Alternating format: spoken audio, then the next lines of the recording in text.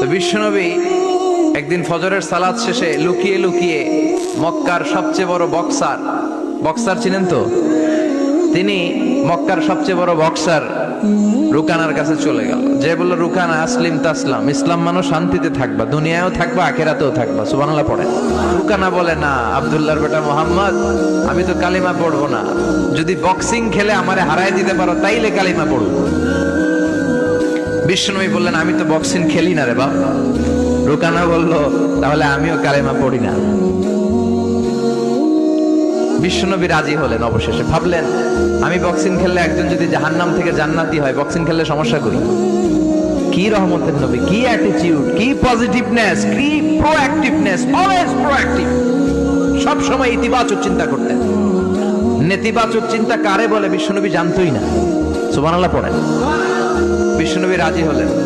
এবার বক্সিং খেলার পালা।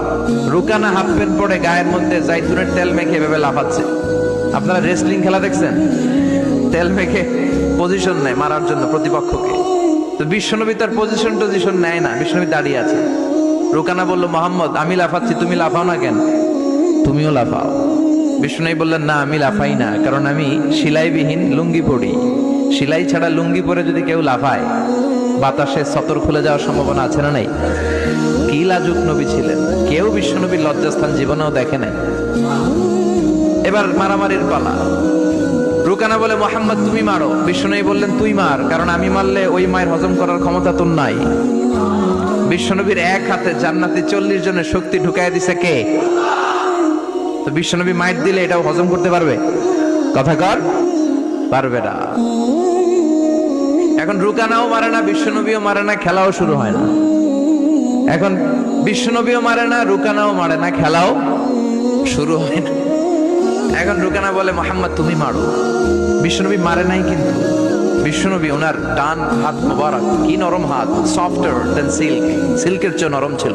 ওয়া কানা কাফুহু আবিয়াদু মিনাদ দিবাজ, সফটার দেন সিল্ক, রেশমের কাপড়ের চেয়েও বিশ্বনবীর হাতের তালু সফট ছিল। এই হাতটা দিয়ে বিশ্বনবী রুকানার ডান কাঁধে এভাবে টাচ করলেন।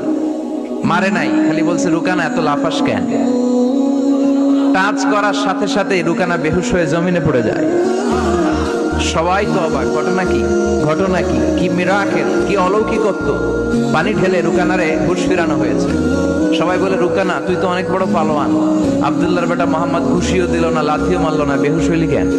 রুকানা বলে, আরে তোরা তো দেখোস নাই, তোরা দেখেছিস মোহাম্মদ হাত দিয়ে ধরেছে, আমার মনে হয়েছে বিশাল পাহাড় এসে কাঁধে চেপেছে।